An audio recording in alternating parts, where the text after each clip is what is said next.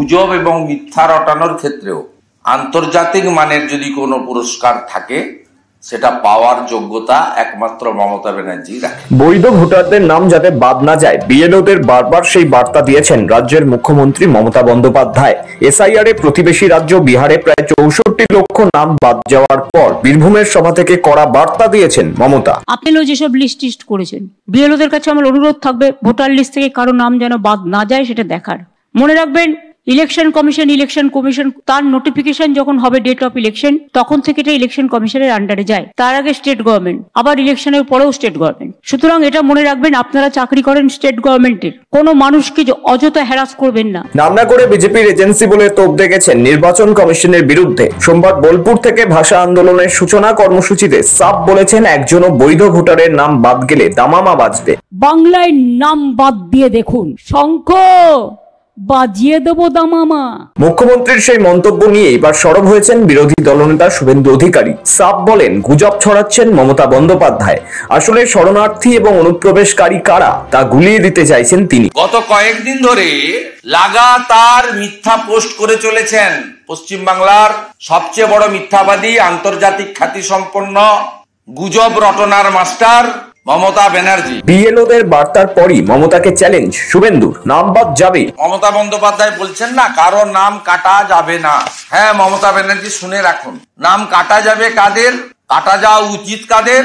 রোহিঙ্গা অনুপ্রবেশকারী, বাংলাদেশি মুসলমান অনুপ্রবেশকারী, ডবল এন্ট্রি ভোটার, মৃত ভোটার এবং তার সাথে সাথে আপনার আইপ্যাক নাট্য কোম্পানি এবং আপনার যে ফেক ভোটার আপনি তৈরি করে রেখেছেন, অস্তিত্বহীন ভোটার, তাদের নাম। পশ্চিমবঙ্গে যে রোহিঙ্গা ছেয়ে গিয়েছে এবং তৃণমূল তাদের ভোটেই জিতে আসছে, বিজেপির এই দাবি পুরনো। সেই প্রসঙ্গ টেনেই শুভেন্দু অধিকারী বলেন, রাজ্যে 540 কিলোমিটার বাংলাদেশ সীমান্তে কাটা তার নেই। রাজারহাট নিউটাউনের 30 থেকে 35% ভোটার বৃদ্ধি কিভাবে, এসব প্রশ্নের উত্তর জানতে চায় জনতা।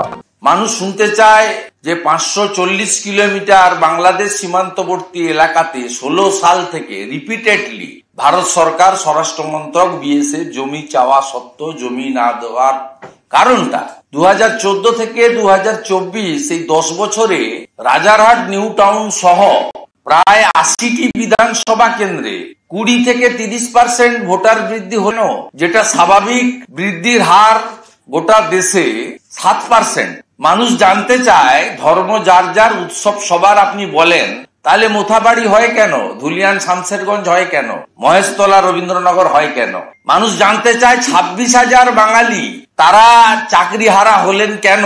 শুভেন্দুর সাফ কথা, গুজব এবং মিথ্যে খবর রটাচ্ছেন মমতা বন্দ্যোপাধ্যায়। এই কারণে তিনি আন্তর্জাতিক পুরস্কার পর্যন্ত পেতে পারেন। শুধু বাঙালি হেনস্থা নিয়েই নয়, সব ক্ষেত্রেই যে মমতা বন্দ্যোপাধ্যায় মিথ্যাচার করেন তার উদাহরণ দেন বিরোধী দলনেতা। গুজব এবং মিথ্যা রটানোর ক্ষেত্রেও আন্তর্জাতিক মানের যদি কোনো পুরস্কার থাকে সেটা পাওয়ার যোগ্যতা একমাত্র মমতা ব্যানার্জি রাখে। রাজ্যের বিরোধী দলনেতার আরো বড় অভিযোগ, শরণার্থী কারা আর অনুপ্রবেশকারী কারা তা গুলিয়ে দেওয়ার চক্রান্ত হচ্ছে, আর এটা করছেন মমতা বন্দ্যোপাধ্যায়। দুটির তফাৎ বোঝান শুভেন্দু। আপনারা পশ্চিমবাংলার জনগণকে বিভ্রান্ত করছেন, অনুপ্রবেশকারী কারা, শরণার্থী কারা।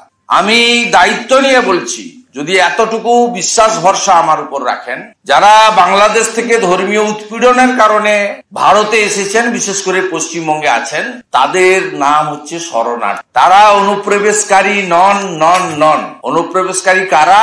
যারা মায়ানমার থেকে কক্সবাজারে এসে রিলিফ ক্যাম্পে ছিলেন, পরবর্তীকালে খোলা বর্ডার দেখে নেপাল এবং বাংলাদেশ দিয়ে গোটা ভারতে ছড়িয়ে পড়েছেন, মূলত মমতা বন্দ্যোপাধ্যায়ের আনুকূল্যে। শুভেন্দুর অভিযোগ পুরোটাই হচ্ছে মমতা বন্দ্যোপাধ্যায়ের জন্য, কারণ 2017 সালে তিনি মানবিকভাবে রোহিঙ্গাদের পাশে দাঁড়ানোর বার্তা দিয়েছিলেন, জানান বিজেপি নেতা। কারণ এই মমতা বন্দ্যোপাধ্যায় 2017 সালে, আজকে যে এক্স তখন টুইট ছিল নাম, তাতে তিনি পোস্ট করেছিলেন যে মানবিক কারণে রোহিঙ্গাদের পাশে আমি আছি। তিনি ইনভাইট করেছেন গোটা দেশে ছড়িয়ে দিয়েছেন, আর সাথে সাথে বাংলাদেশি মুসলমান। তার দাবি বিভিন্ন জায়গায় বিডিও এসডিওরা তৃণমূল ক্যাডারদের বিএলও করছেন এবং বিভিন্ন জায়গায় বিডিওরা এসডিওরা তৃণমূল কংগ্রেসের সঙ্গে বসে পার্মানেন্ট নেচারের এমপ্লয়ি থাকা সত্ত্বেও বিএলও হিসেবে তৃণমূল কংগ্রেসের ক্যাডারদেরকে করেছে।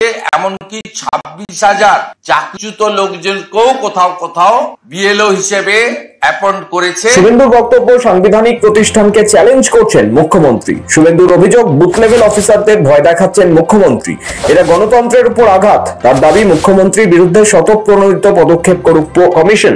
সোশ্যাল মিডিয়ায় কমিশনকে দেওয়া চিঠি পোস্ট করেছেন শুভেন্দু।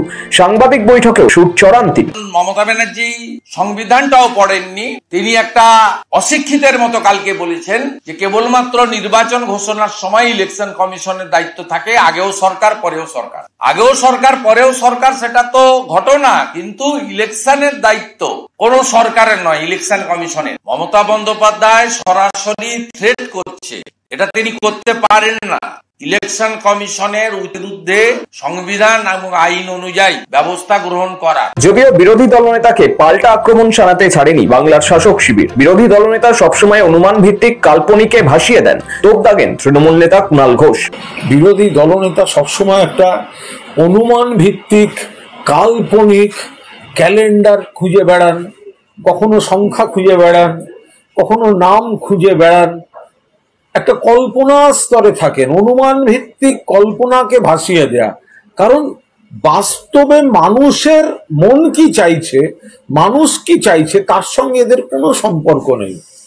ফলে বাজার গরম করতে একটা ক্যালেন্ডার, 20 সাল থেকে দেখবেন অমুক তারিখে অমুক দিন এই হতে চলেছে, অমুক এতগুলো লোক বাদ যেতে চলেছে, যে ভোটার লিস্টেই ভোট করুন শুভেন্দু বাবুরা, 250 বেশি সিট নিয়ে মমতা ব্যানার্জি মুখ্যমন্ত্রী হতে চলেছে। বাংলার শাসক দল বারবার বলেছে সীমান্ত কেন্দ্রীয় স্বরাষ্ট্র মন্ত্রকের অধীনে, বিএসএফ এর অধীনে, তাই অনুপ্রবেশ কিভাবে ঘটছে তার দায় কেন্দ্রের কাছে। এদিকে রাজ্যের বিরোধী দলনেতার অভিযোগ শরণার্থী কারা আর অনুপ্রবেশকারী কারা তা গুলিয়ে দেওয়ার চক্রান্ত হচ্ছে, আর এটা করছেন মমতা বন্দ্যোপাধ্যায়। চর্চা তুঙ্গে। সৌভিক চ্যানেলের রিপোর্ট, সময় কলকাতা।